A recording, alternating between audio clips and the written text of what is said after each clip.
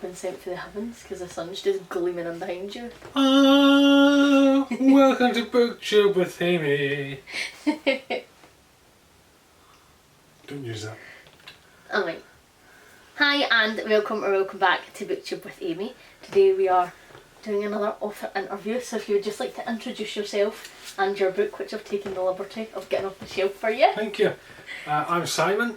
I am the true owner of this channel. I was sacked as a presenter and I am the author of Prism. So what made you decide, first of all, that you wanted to get into writing? I've always enjoyed writing from when I was a kid, and I think it stemmed from really enjoying story. Like, I loved reading, I loved characters, I loved twists in plots particularly, and I enjoyed it so much that I wanted to write my own, because then I could emulate that and try to replicate the experience of what I'd enjoyed reading. Interesting. And did you write any particular genre as a kid, or did you just write like a bit of everything? I wrote stupid stories. I wrote a series called Simon Taylor's Happy Ending Stories while I was in primary school, and they were about the length of an A4 page. Stupid stories, but they'd always end happily. And the reason that they ended happily was because I could then do a smiley face with the and then end forming a smile, and the and end sharing the E in the middle, and I thought this was just the best thing ever. That was like going to be your trademark as an author. I actually wrote in my school news jotter one day when we had to write the news of what we were up to. So I've relaunched my series. It was a big week for me. Replicated that logo, and just totally carried away. And sometimes there was maybe a scene on the TV that I got caught up in the drama of that scene. So I tried to replicate it, but unfortunately that would be the only scene that I'd write, so there'd be no real context. It would just basically be a regurgitation of something off the telly. But that's how I got into it. Brilliant. And what made you decide that you wanted to write thrillers? Because obviously Prism is a thriller, and you have written other thrillers in the past.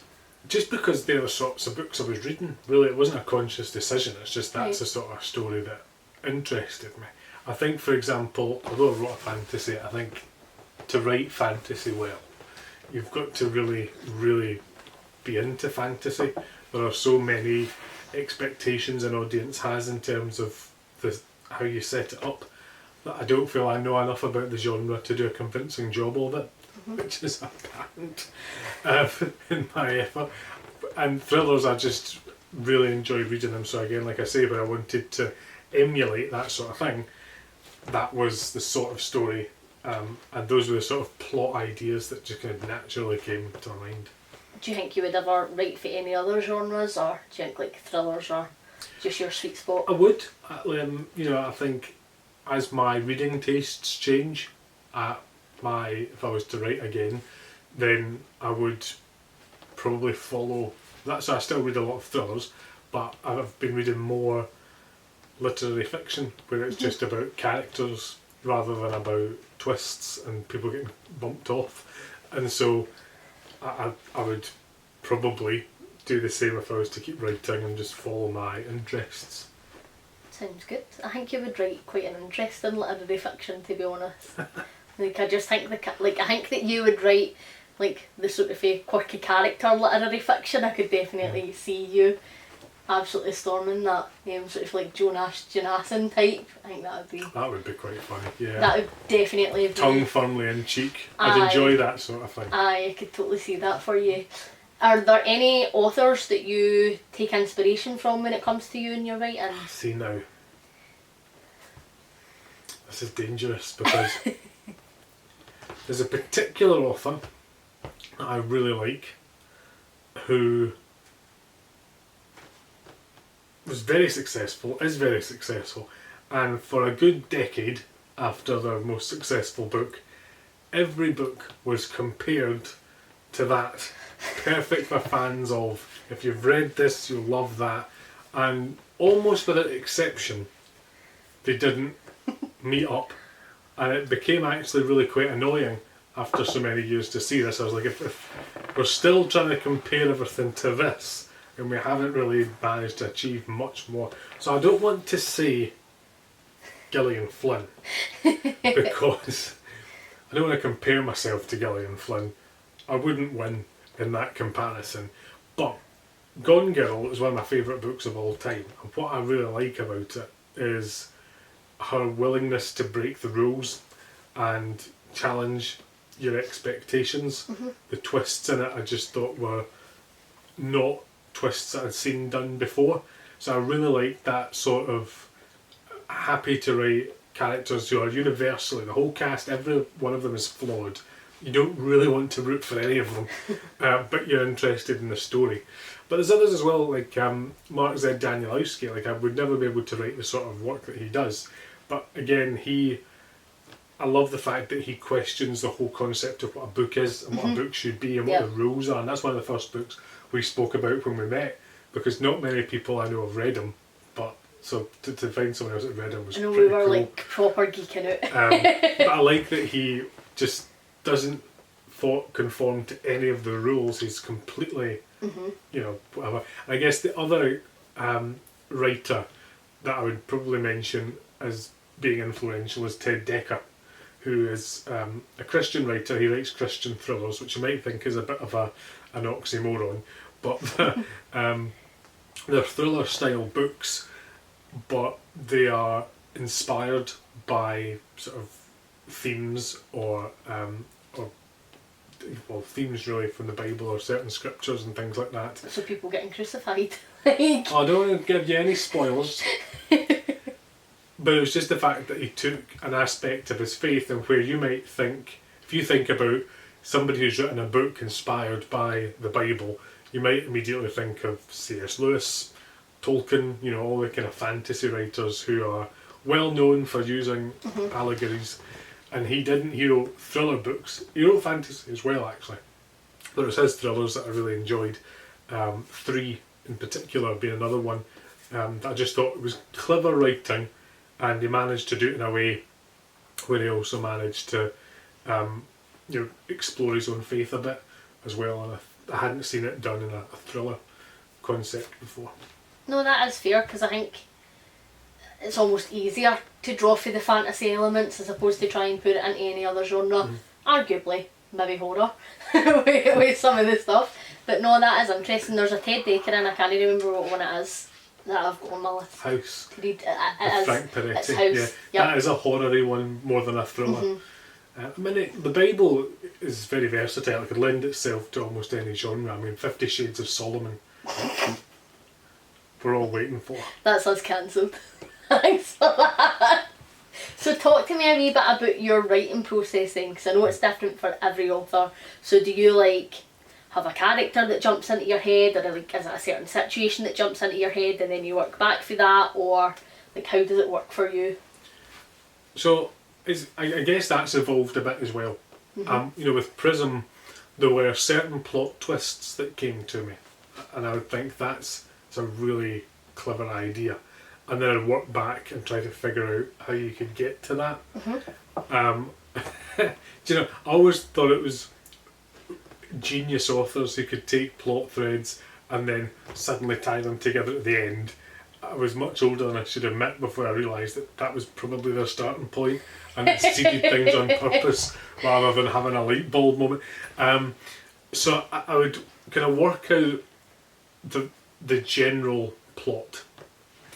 And broadly, what I would do is actually go as far as to break it down into chapters and work out exactly what's going to happen. With Prism, I was more freeform than I have been with anything else. And I think that's possibly just because I put just as much focus on other aspects beside the plot. But what I like to do is kind of get a sense of what it looks like. But then when I really do the difficult bit for me of writing, of sort of figuring out how to word it and how the characters interact, I go for walks and act out the scenes in my head, and I'll listen to music that sort of inspires the emotions that the actors nice try, Simon, you've not been adapted yet. The characters might That's be because you cast actors, don't you? So like I'll go and I'll almost like I'm watching it on a screen, I'll act out this scene in my head and listen to the music. So then when I go back to actually write it down, I'm kind of writing what I've already seen and what I've already processed. And then obviously I'll tweak it as I write it, and I'll maybe change a bit as I write it.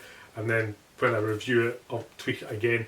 But the kind of chunky bit of working out how I get from an idea to dialogue and scenes and all the kind of specifics, it'll be when I'm walking. And if there's a bit like I get stuck at, and I just can't figure out how to move things on, or you know, how to tackle a scene, then I'll go for a walk. And that's always how I manage to work it out. That's dead interesting. I like that. I like that you almost play it like it's a TV show or a film in your head. I think that's really cool. I've not heard that. It helps me visualise it, and then hopefully that helps me translate it onto the page. Brilliant. And what about your characters? How do you sort of come up with them? Like, do you come up with characters before you tell a story, or like you have this idea for a story and so then you develop characters around that? I've always thought of plot points first, and that's been my biggest weakness, looking back at things I've written in the past, where the people in stories have been plot devices that things have happened to, or that have caused other things to happen. They've not been characters. And I mean, that was feedback that you gave me when you read my books, because you missed the memo about saying that they were fantastic. I know he slags me off all the time because I gave one of his books a 3-star, and I've never lived this down. I'm surprised we're I married. thought it was 4. Maybe was that 4? So in Prism I really wanted to work on character, and the ironic thing is, although I've been talking a lot about plot, the reason that I love to read, although I love a twist, the reason that I really love to read as opposed to maybe watching TV is character, because I feel like you get to know the characters so much better. So it's much deeper exploration of character. So character is what I love as a reader, but I've just really not been good at writing as a writer, because I haven't tried. I've just tried to. I've wanted to be praised for this plot and haven't paid attention to character. And so with Prism, I really wanted to understand the characters properly. So I wrote out sort of briefs and descriptions about the characters, tried to understand their backstory, even if there was aspects of their backstory that never was included in the book. I wanted to know what it was, so they were a 3D person. And then when I was writing out the plot, I still ended up doing the same thing. I had my spreadsheet with chapters, and then the kind of main plot and the subplots of what the key developments would be in the chapter, and then I had a bit underneath for character, and I'd work out the character arcs and where the characters would be on that journey. And I think particularly in Prism, one of the things that I tried to do with Prism was write a book where there isn't an obvious character that you're supposed to root for, but there also isn't an obvious villain. Some arguably are you feel less sympathy for than others, but there's nobody who's outright good or outright bad, because I don't really think anybody's like that in real life. And so what I wanted to do was come up with characters who had flaws, but they genuinely believed that they were the good guy in their own book. And one of the taglines of Prism is "Heroes are villains who aren't on your side," which I think is quite profound. There's a moment for that. But nobody thinks that they're the villain in their own story. Everybody thinks, even if I'm doing something bad, it's because of within the context, because of what's happened, or because of what I'm trying to achieve, that actually I've got some justification for what I'm doing, or there's some mitigation, or something like that. So in order to do that, I had to really get these characters to make sense as people and understand their motivations and try to convey those motivations. And it was the book I've enjoyed reading the most. I felt like I was walking about this community and that these were real life people. I honestly think I could walk out in the street and bump into anybody who's still alive Spoilers. from the book and have a chat with them. So I'm really proud of the characters. I'm proud of the plot too. I think it's a really clever plot, but I'm equally proud of the characters, and it's the only book I think, in hindsight, that I would say of all the books I've written, that is the only one where I'm really proud of the characters as well. I agree. I think that the characters in it are brilliant, and obviously it takes place in this town, so you meet like an entire town's full of people really, and some of them are just wee side characters who maybe didn't have much of a plot, but like you know them, like the no spoilers, I'm not going to say anything, but like the real gossipy women, like you know these women. The Three Widows. Aye, like they are the women who are in the cafe at the end of the road. The funny widows, like they're called. like you totally know them, and then I agree. I just feel like the characters really made an impression in this book, and I think that it's interesting because anybody who I've spoken to who have read it, prefer a different character, like just based on how they've read the book and how they've like what they've taken away from it. But no, I thought that the character work in it was excellent. I'm obviously a very character driven reader, as everybody knows. So when I read books, like plots a wee bit meaningless to me. Like I could read a book where absolutely nothing happens and be absolutely fine with that if I like the characters. But I really did enjoy the twists and turns in this, and I think that your plot points in this almost enhanced the characters because we got to see them go through all these situations. We knew exactly what they were feeling, what they were thinking, how they were planning to deal with things, and I think that that's what is missing for some people's books, is just getting that, like, how does this person feel about this plot, and I feel like we really did get that for Prism, so I loved the characters in this book. I thought they were fantastic, if I do say so. Paid her for that. And so how did you find the indie publishing route then? Because I know it can vary author to author, and I know every single author enjoys it, but what has your experience been? So I went indie publishing because it was easier to access. There's not really a barrier to entry. I wrote Prism because I really wanted to write it, not because I particularly wanted to sell it. I just really wanted to write this story and enjoyed writing it, and then the finished product happened to be a book. So the fact that I could control everything about it, that there was no editor, although I got feedback, there was no editor coming back and telling me I had to do something. I could take the feedback on in the way that I wanted. I could choose the cover, I could do everything, and just be in charge of the whole process. Where it falls down is I'm not a salesman. I'm terrible at selling anything. And when it comes to my own book, I'm even worse at selling that. Aye, because you're so bloody modest, you don't even like to tell people. I just get embarrassed saying that I've written a book. So that is I guess the frustrating thing, that I've written this book that I think is one of the best books I've ever read. Because I tried to write the book that I would most enjoy reading, so I was my target audience, and I thought it was cracking. So I'm really proud of it, but I didn't actually really do anything to try to sell it in the first place. So I can't even say I failed. I just didn't try to sell it. So there was nobody to get passionate about it on my behalf, to sell it, to promote it, and to try and get it into the hands of other people. I wasn't doing BookTube at the time when the book was released before he's are moaning at me. So that's the difficulty. You know, that's the bits that aren't your skill set. You don't have anyone to plug those gaps and do those things and have those contacts for you. If I was to write another book, I'm not sure that I would do it differently, because I just enjoy the process, and I don't think I've the stamina to try to find an agent and go through the 95 rejections that it takes you to get someone to take a punt and all this sort of stuff. So it's just the subsequent selling of it isn't something I'm interested enough in to put myself through it. Absolutely fair. So what is your favourite bit of writing a book then? What gets you really excited? That's a good question. It's probably that walk. It's probably that bit where it all comes together, especially when you get that eureka moment when something you're struggling with just fits, or you get an extra idea or something like that. That's the bit I really enjoy the most, when it all just plays out of my head. So, mild spoiler, how did you come to the decision to leave the end of the book open-ended?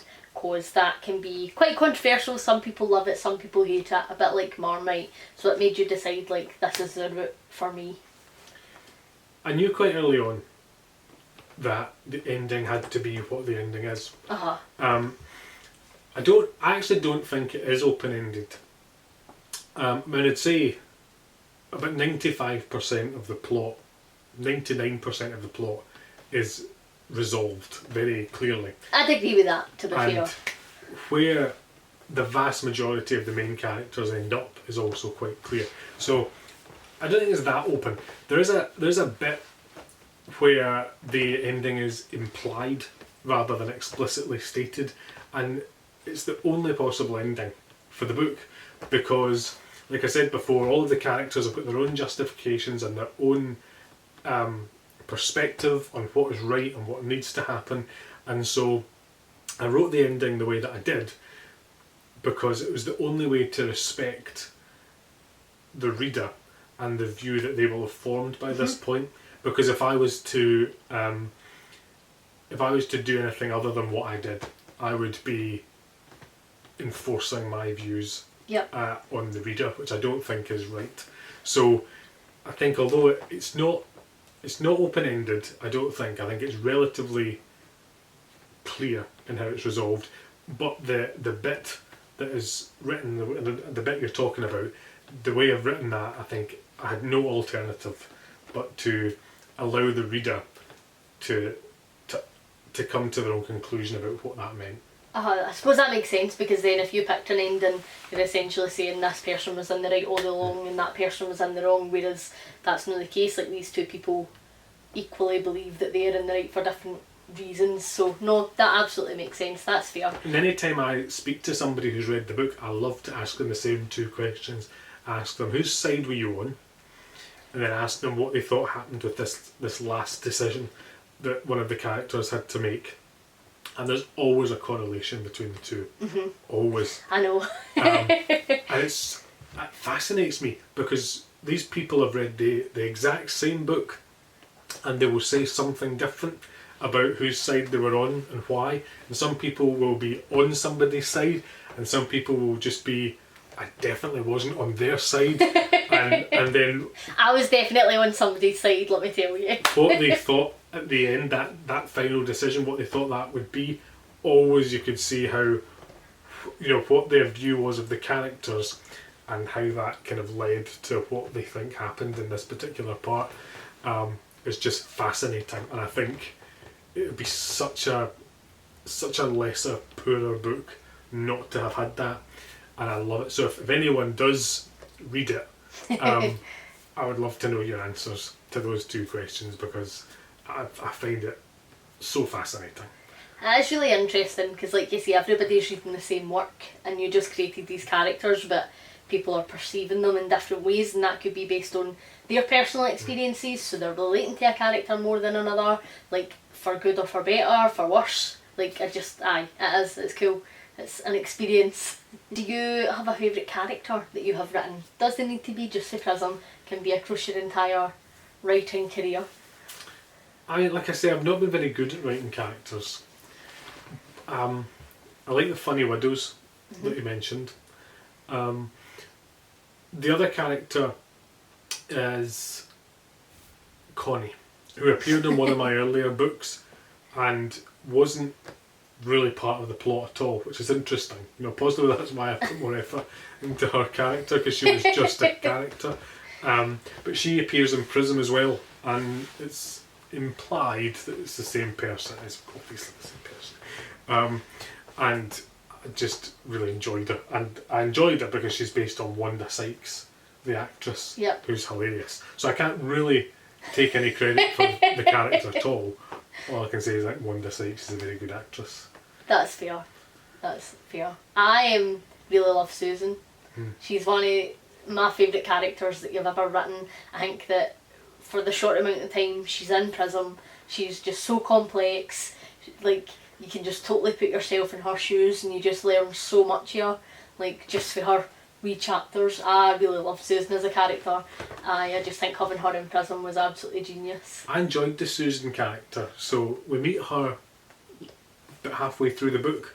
And really she's only on one substantive chapter and then a couple of other appearances after it, but you see the events that have taken place until that point from her point of view, but you see it, she's not involved in any of the drama. She's just living her life and sort of on the periphery, and it's just about her experience of living in this village while this is going on. I think it gives the reader space because there's been a lot of stuff, so it's a bit of a breathing opportunity for the reader. But I really liked writing the Susan chapter because it was so different from anything else that I'd read, and I managed to sort of follow this little story through her experience over this period and just how it affected her as a character, and sort of de-escalated, because you can get to the point where there's so much kind of going on and it's all dramatic and high stakes and high adrenaline. That actually, what I tried to do there was pull it right back and just look at a normal person having a normal week and how they kind of react to disruption going on round about them. Aye. I just remember like being so excited when you came to me with the Susan pages, and we were both just like, we love her. Justice for Susan. Do you have a current work in progress? No. Well. Yeah, aye, no the baby. The book. I've retired. That's fair. Do you think you've retired just because you haven't had a wee brainworm with an idea? Because obviously I know very well, considering we're married, you're like a project guy. So you just get an idea and it becomes like your entire personality, and you're like, oh, I love this is my favourite thing, and like you'll work on that wee project, and then once that's done you'll like move on to something else. So do you think it's just because you've not had that wee seedy an idea yet, or? Well, I said I'd retired after I finished my book before Prism, and then I had the idea, and that was 5 years later. So it's now another 5 years on, and I'm still currently retired. I might have another idea one day and unretire. Might write a kids book. Maybe. But no, I have nothing on the horizon. This is the best book I'll ever write. It's the best book you'll ever read. Something that I found really interesting about Prism, and something that was quite unique to me at the time, was that you decided to include Spotify codes. So you obviously spoke about how music has a big part in your process because you listen to it when you go out on your walks and stuff, but at the beginning of the chapters or like in particular scenes you've got Spotify codes so that the reader can go and scan that and then listen to the song that you were listening to at the time where you wrote that section. So how did you come up with that idea? Like you say, I listen to music when I write, and when there's a piece of music that I feel really resonates, I'll listen to that on repeat while I'm writing the scene, which can get a bit draining if it's taking a while to get through it. And I just thought that the music, I love listening to music, and so I thought being able to share what I was listening to with the reader might help them tap in to some of that additional emotion, and whatever that is, whether it's dramatic and gets you pumping or whether it's something a bit slower. And so I thought about just putting in the song titles, and then I kind of found out that you could do codes, so you scan them with your phone and it takes you to the track. So I got in touch with Spotify, fully expecting them to say no, you're not allowed to do that, and they're kind of marketing people and the legal people all looked at it and stuff, and they said yeah, absolutely, very welcome to do that. So I was really grateful. That was I was really chuffed that they said yes. So I just thought that would give an extra dimension to the experience. If you don't have Spotify, or you can't use the codes, if you don't have a phone that lets you do that, there's a song list at the back of the book, and you can sort of cross-reference and just listen to the tracks if that's something that you'd like to do. But I just thought it's something that helped me kind of tap into what's happening in the scene. So maybe for some readers it would add that additional element. of what they're able to read. I think it's really cool because I'm obviously a big music lover, like so obsessed with music. Currently just the Hamilton soundtrack, but I thought that was a really interesting addition. I've seen other authors who have maybe like created Spotify playlists and stuff like that, like for their books if it's just like the general music that they've been listening to, but I've never seen anybody who have picked like a specific song for a specific scene for people to listen to, and I agree. I just thought it added an extra dimension to the experience of reading the book, and as somebody who like isn't a huge thriller reader, it was something that really helped me sort of like no get through it. I don't know why that's not the right way, but like it just like kept me going through it as well. Like the marketing department, will you? Because the thing is with thrillers for me is I'm just like I want to know what's going on now, but that just added like an extra element, and it helped me with the pacing almost, because I knew how I was meant to be feeling in a particular scene, with this not being the genre that I would ordinarily pick up. Whereas if it's a fantasy, I read it all the time, so I know exactly what I'm meant to be thinking and feeling and reacting to in these situations. Whereas thrillers, sometimes I can miss things, and so like having that music is exactly that. It helped me have like that movie scene in my head, and I am the type of reader who sees that in my head when I read a particular book. It is only certain authors that do that for me, and so this definitely enhanced my experience of that. I thoroughly enjoyed it. Well, sort of answered the next question when we were talking about your characters and stuff, but looking back in some of your older works, how do you think your writing has evolved? So character, I think, is probably the thing that I've worked on the most in Prism. But I think as well, the more I read, the more I realise that my early stuff was diabolical. And so I've just tried to improve on what I've noticed, so just in the way that I write things, and I guess how I phrase things, what I decide to leave in, what I decide to leave out, what's important to the reader of what I'm trying to convey. And I think as well, not feeling that everything has to be at a 10 all the time. It's absolutely fine for there to be a bit of light and shade. Aye, peaks and troughs. Yeah, so you go on a journey and you have a bit of time to recover and something happens, and just keep it bubbling over. I was always quite bad at redrafting. I found it really boring once I'd written it. So I've read this. I read it when I wrote it. I don't read it again. But that's me editing.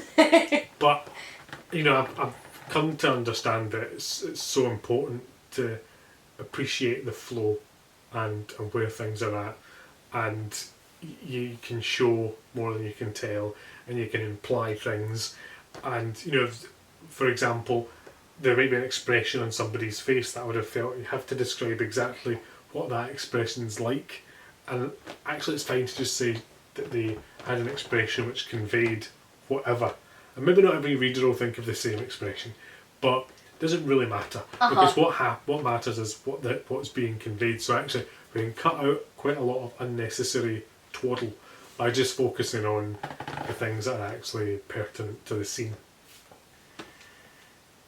So we'll move on to some subscriber questions then.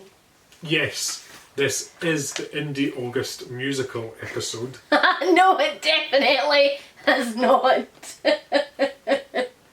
For sure not. So we've got 2 questions from Nadine.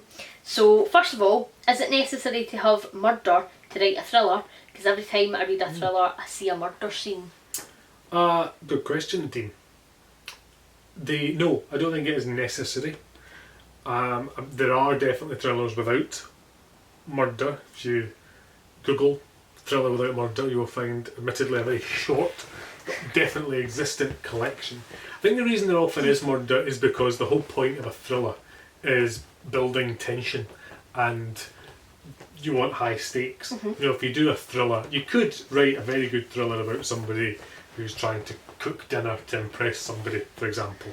You've got your boss coming over, you want to cook dinner, and where you could write it as a comedy, which you can see it as a sitcom episode, everything goes terribly wrong. You could write that process as a thriller. You could write the conversation about asking for a pay rise, or any of these things. You could definitely do that, but I think if you want someone to really feel the tension, often you think, well, the highest possible stakes is some sort of physical danger, and also because the bad actors in a thriller, they're doing bad things. Often they will resort to violence or something if they feel there's a real threat to a really serious enterprise. So it just seems to end up gravitating towards that end of the spectrum, because you know, if it's low stakes, you just call the police. You know, you've got to have this aspect of cat and mouse in danger, but the principles could be applied, and I actually kind of feel like the challenge. But you could, in theory, write exquisite thriller, no murder, potentially no violence. It could make the whole thing completely psychological. And if you think even about... Well, your favourite book? No murder. Well, do you know, I was going to mention that, but there is one at the end. However, you're giving away a big spoiler, obviously, by pointing that out. But Gone Girl, I feel like everybody's read it at this there's point. a murder at the very end when she kills the Oh yes, aye, the weird friend. friend. Yep. But if that Forgot about that. if that sequence hadn't happened, that's a perfect example of psychological warfare between a couple, and you don't need violence for that to happen. I was going to say Misery, which again, although she's historically a murderer and things get pretty heated towards the end, the majority of it is actually just about this dynamic between these two people. And just waiting on her to go off. if you were to cut the murder out of the book, I don't think that you would lose. Like, it would still be a thriller with no murder. Yeah. So I think the answer is definitely you could write without a murder. And then, do you think that a good thriller can be written in 30,000 words? Yes, 100%. I think the problem with some thrillers is actually there's too much padding. So the industry average for a novel is about 90,000 words. You need to be J.R.R. Martin to earn your page count beyond 90,000 words. And I think some thrillers, authors add in additional twists and frustrations and complications just to get to the magic 90. That doesn't serve the book. I think in a lot of cases, and if we think about what I said before, actually in answer to some of these situations, you could write a thriller that's quite compact. Gillian Flynn actually wrote a short story which just takes place mostly the length of a car journey. It's a really short book. I actually really enjoyed that. I read that. And again, it's very concise, but you just get that kernel and she develops it just long enough. Called The Grown Up, isn't it? So you can have short thrillers, and I think sometimes that's to their benefit. I would agree with that. Like, I think that is my issue with thrillers, is I just can't be bothered. Like, sometimes the ideas hook me and I'm interested. Recently tried to read, there's a C.J. Tudor one. Burning Girls. Burning Girls. And I was hooked by the premise. Like, creepy haunted church. Yes. That's everything I love. I really enjoy religious horror. I love a ghost. Like, that should have been something that I really, really thoroughly enjoyed. But I just couldn't be bothered with like here's a nugget, loads of boring stuff, here's another nugget. It really just isn't for me. And I do think that maybe if thrillers were a wee bit more concise, then I'd potentially enjoy them a bit more, which is why I think I like cosy mysteries, because it's still got that murder mystery, who's done it element, but it's just a lot shorter and sort of feel lower stakes almost, so there's not as many big twists and turns, although in some of them there are. I think with Prism, I knew what I wanted to happen, but I genuinely think that every development is a natural response from the relevant party, and that nothing is for the sake of it or contrived or just to make the plot move forward. I think it all makes sense. And there was actually a bit towards the end, there was an extra sort of bit that was supposed to happen near the end of the book that I cut out just because I felt from a pacing perspective that there was nothing new being learned as a result of this. It was a natural reaction from one of the actors, and one of the others had to kind of resolve it, and it made sense for the plot, but I don't think it added anything. So in the end I took it out, and I think that was the right decision. I think it helped with the pace, and actually we just went from here to the finale, and I skipped a bit that I think in hindsight wouldn't have added anything. Interesting. Something that I thought would be quite interesting is if we do a wee bit of a discussion topic. So something that's been quite prevalent in the BookTube community recently, and you know, we've seen quite a few examples of authors coming in and slating booktubers being a bit mean, nasty, because they have not loved their book, is whether or not authors actually belong in reviewer spaces. And you are both an author and have been a booktuber in the past, so you have been both. So I thought it would be really interesting just to get your perspective on that. That's a good question. So, authors are readers, and there's an obvious overlap anyway. And I think pretty much any author would first identify as a book reader, and anyone who reads a book will have a reaction to it, whether they discuss it on BookTube or put a thought on Goodreads, or just talk about it to their friends. They are a reviewer and a critic. So I think that's a natural part of reading. I think it's what a lot of people enjoy about books, that they respond to it and react.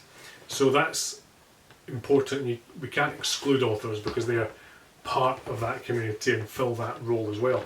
But when it comes to people commenting on work that you've done, I think it's vital that you appreciate the difference. So yeah. I think there's 2 points that I'd make about that.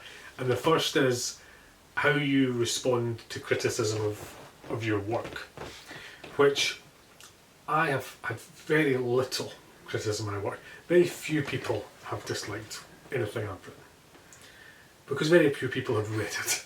But, you know, I honestly, and I know I said this before, I'm so proud of Prism.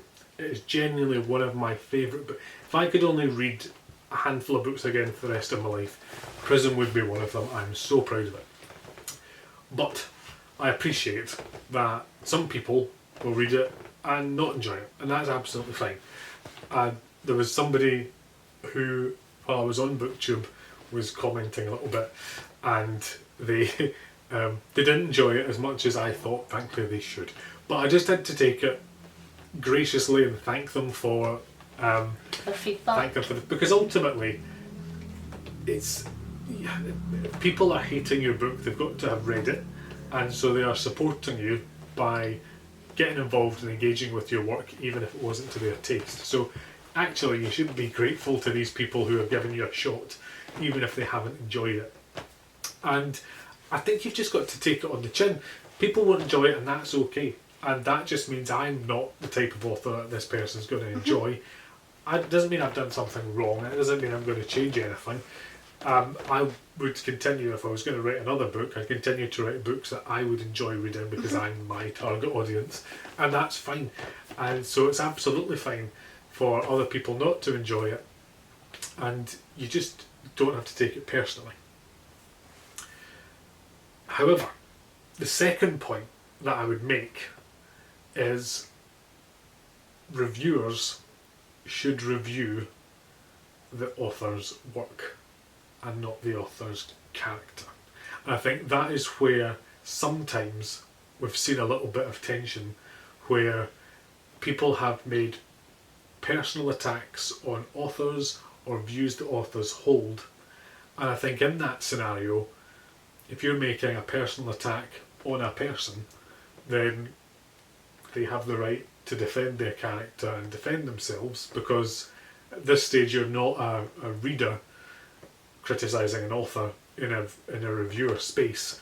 You're a person criticising another person, and so that person should have the right to defend their character. And really, I think the best thing is to avoid that entirely. And if we're on BookTube or Goodreads or any of these spaces, we stick to reviewing the books. I do not. Legit called Ashley Audrey a pedo because I read Push and hated it. But then I do think, you know, authors would have justification in wanting to disassociate themselves from that label and can't really criticise somebody if they take offence to that and want Don't to care respond. 12-year-old lassie's tits in your book then, and I'll no call you a paedophile. I think that is fair. But then it's also fair for them to say, well, I don't think that I am a paedophile. I want to, come back on that comment. So I think that they are separate issues, and I'm not saying that you wouldn't review Mein Kampf without mentioning Hitler wasn't a particularly nice chap. So I appreciate that it's sometimes difficult to separate the art from the artist, but I think the rules of engagement are different in that scenario then. So if you are speaking about an author's work, authors should not take that as a personal attack, and they certainly shouldn't respond in a personal way. The best authors, I think, engage with their community, are grateful for the people that support them, encourage those people to continue to come up with theories and engage in the world that they've created, and hear what they think about it. And maybe if there's a prevailing thread of criticism, reflect on it. But generally, it should be a positive thing. And if there are people that don't enjoy it, the best thing an author can do, in my view, is to just take it on the chin and accept you won't please everybody, and just be grateful that they gave you a shot and tried it out, because they didn't have to. There was lots of books they could have picked up. They picked yours up and gave it a try. It wasn't for them. But if people are going to make personal remarks about authors, then I think that does change the rules of engagement, and that authors, it wouldn't be right to say, I'm going to make personal remarks about somebody, and they shouldn't have a right to respond to that. For me, I think it would depend on what the personal remark was and the reason for that. Like if you're calling somebody a TERF because they have made anti-trans comments, for me that's not a personal remark, that's a fact. And so then to say, I'm not going to read this person's book because they're a TERF, like, I think is fair and valid, because we're all here to talk about books and what we want to read and why we're reading it and who we're reading it by, blah blah blah. And for that author to then come for me, I don't think would be fair, personally. I think if you've described that author and given them any label or descriptor that they feel strongly about, especially in the example you gave, is understood to be quite a pejorative title that a lot of people would not they would not appreciate, then I think they do have the right to respond. Now, that's not to say it's not valid for you to say, like, I quite famously, I might as well be candid here. Early in my BookTube journey, I uploaded what can only be described as a rant. It was excellent, to be fair. About a well-known fantasy author who quite significantly contravened... Schmeal Schmeeman is what it rhymes with. Quite considerably contravened lockdown rules, and I thought that was abhorrent. And I deleted the video, because on reflection I thought I shouldn't have done that. I think I deleted it after a day or two. But everybody says you should have kept that up. And maybe I should have, but I've never read work by that person since, and I won't read work by that person because I just thoroughly disapprove of their conduct. I don't want to support them moving forward, and that is my right as a reader to make that choice. Now, if I want to say, as a reviewer, I'm not going to review, I'm not going to read this because this guy is a COVIDiot and he did this and he did that and I love that term. Did the next time, then again, it's still perfectly valid for me to say I disagree with this person's conduct, so I'm not going to engage with what they've written. But if I've called out his character, which I have, and I've called his character into question, then I think if he was to come back and say to me, well, listen, actually, I think there's mitigation here that you're not taking into account, or I want to defend myself from this accusation, then I don't think it would be fair for me to deny that he has the right to do that. But if it was just his book, for instance, and you had read a book by him and you really hated it and you came on and you slated it and you twerked as a grim reaper and everything that you used to do on your channel, then for them to come and say, this guy's an absolute idiot, blah blah blah, you wouldn't agree with that. So, to be clear. I mean, yeah, Peter James, for example, I read one of his books, two of his books actually. I read the first one and then I read the second one. Fascinating Typical interview. order. But I found that he put a lot of nasty stuff in his book that wasn't necessary. You know, a lot of misogynistic stuff, racist stuff, quite a lot of pedo stuff that wasn't really necessary, and it made me uncomfortable. And I got the impression when I was reading it that he'd written this because he liked being able to say shocking stuff and he liked being able to talk about this kind of stuff. Now, to be clear, before anyone gets sued, I'm not suggesting this guy is a paedophile, but I thought the content was unnecessary and I thought it was included for shock value, or certainly it didn't contribute to the plot. It happened in the first book and I sort of tried to overlook it. Happened again and I thought, no, I just don't like the sort of stuff he puts in. You know, there was a character that he wrote in as racist and misogynistic that said horrific things. I did nothing at all to the story, at all. And I think he was just there because he quite enjoyed being able to write this stuff. So I said, I don't want to read any more of his stuff, and this is why. So if he was to respond and criticise me for that, then I think that falls into the first category of I'm not making a comment about his character. I'm not saying that he is racist. I'm not saying he is misogynistic or that he is a paedophile. I'm just saying I think a lot of this content in his book is unnecessary and uncomfortable. I don't want to read it anymore.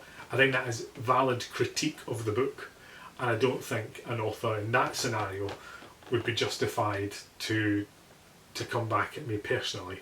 I think he would be better advised to just engage with the people who enjoy his work and accept that that's not going to be me. Yeah. Because you can't bully somebody into enjoying your book. However, if I was to say I'm not reading any more of his work because he is racist, for example, you can understand why somebody would not want to be described in that way. And then if you were to say, I'm not going to read any more of his work because his content is racist, that's then acceptable. I think that's an acceptable comment, and I think it probably doesn't warrant. I think that falls into the first category of move on. I suppose in that, having said that though, I think you might not be comfortable with your work being described as racist. And I can understand why you might feel like you need to justify it or explain it, or maybe people have missed the point that you're trying to make. Maybe you're being really racist to show that this is really wrong. Mallory Blackman, for example, writes fantastic books where she inverts racism so that the black characters are oppressing white people and the racism is really overt, but the whole thing is it's anti-racist. Of course, it's all an allegory. So if somebody was to describe Mallory Blackman, for example, as just racist against white people, they've completely missed the point of the work. And I think in that scenario, I could understand why an author might want to respond. So I guess there is maybe a middle ground. The first scenario of accept criticism of your work. The second scenario of you can defend attacks on your character. In the middle, if you think that criticism of your work is also reflective of your character, then I suppose you might want to explain why you've written it in a certain way. But you should be really careful. If you do that, I think authors should be really careful that they're responding to the comments and the substantive review of the work and not take it personally. So explain, using Mallory Blackman, who one of my favourite writers. I think if she was to get that sort of accusation, she could very easily respond to the review of the work without responding personally and creating a stink. That's fair. Did that answer the question, or did I just leave you at sometimes? No, you did answer the question. I just thought it was interesting to get your perspective because, you've obviously been on both sides of the coin, and the responsibility that you have as a reviewer to your audience who watches, because I'm never going to promote a book to you guys that is racist or homophobic, transphobic, misogynistic, anything like that. That's just not what I like to read, and any time that I do read a book like that, I'm honest about my thoughts and feelings on it. But I just thought it would be interesting, really, to get your perspective, having been both. And obviously, because I was doing book reviews, and I didn't hold back if there was books I didn't enjoy. No. Let's say that. So there's an extra layer of having a thick skin and taking it on the chin, and that's it. Like if you put yourself forward as a reviewer who chooses, well I say everybody's kind of a reviewer, if you're going to do something like BookTube and you're going to be quite candid about your own thoughts on a book, then you definitely have to be able to take it back. That's absolutely fair. Like, I'm obviously quite ranty at times, as they know, and I'm sure that's only going to get worse with the hormones. But like if an author was to reply to me and have comments on what I had said on their work or whatever, I think that's one thing. But I think if it gets personal, or like it's an author sending their followers to like maybe a smaller booktuber or whatever, I don't feel like that response is entirely appropriate. No. And I think that it depends for me. Like if somebody has a go at me because I really haven't liked their work, then that's very different from somebody having a go at me because I've called them a pedo. Yeah, and there needs to be good faith on both sides. At the same time, we shouldn't be getting into this review bombing, everybody marking a book as 1 star on Goodreads before it's out because you don't like the author. That's it. If you don't like the author, don't read the book and don't engage with the content. I'd agree with that. I don't think it's fair to get into this sort of nasty, petty stuff. So. I'm all about positive consumerism, so if I don't support an author, I just will not engage in any of their content, I'll not purchase any of their books. Like, I'll talk to you guys about my feelings and stuff so that you aren't then purchasing their books potentially, but I would never be going on to Goodreads to mark people's books down. Like, I would never engage in anything like that. You're still giving that person attention then, because loads of people are going to be marking their books as 1 star, so everybody's going to be like, what's going on here? And then you're drawing attention to that author, you know, potentially still promotion happening through that because people are then going to be talking about it, and that just negates the point. There's enough hate and anger in the world, so if you find authors that you love, books have messages that you really agree with, then use all of your energy to support those books, support those authors, talk about the type of content that really uplifts you and that you enjoy. And if everyone does that, then, you know, collectively we'll drown out people that we don't want to hear about. Good advice. So before we go, I just want to say that Simon's book will be available. I will put a link in the description, and we're going to do it as a promotional price of £5. So if you fancy a copy, you can just click on that link and you can purchase this. I would really recommend it, to be honest. I'd also say that I think the female characters in here are written fantastically. I know that I can be harsh when it comes to male authors who write female characters sometimes, but I think that they are fantastic in here. One of my biggest criticisms with thrillers is that I feel like the female characters just often aren't very well developed. I think that they are either no agency, and they're just there to push a plot, or they're just there to be the helpless victims, or they're just there to be a bit mental, and I never feel like women's mental health is ever really taken into account properly when it comes to a thriller. And I feel like the female characters in here are absolutely fantastic, whether you love them or you hate them, would be what I would say. So I'd highly recommend it if you fancy it. Just click on the link, buy it, and you'll make Simon's day. And baby will have room to sleep in. Don't kill people with a baby. Thank you very much for watching. Thank you very much for joining. Thanks for your questions and for your questions. It's been a pleasure. I've come a long way to be here today. Hopefully you're enjoying everything that you're reading at the moment. I'll catch you in the next one. Bye.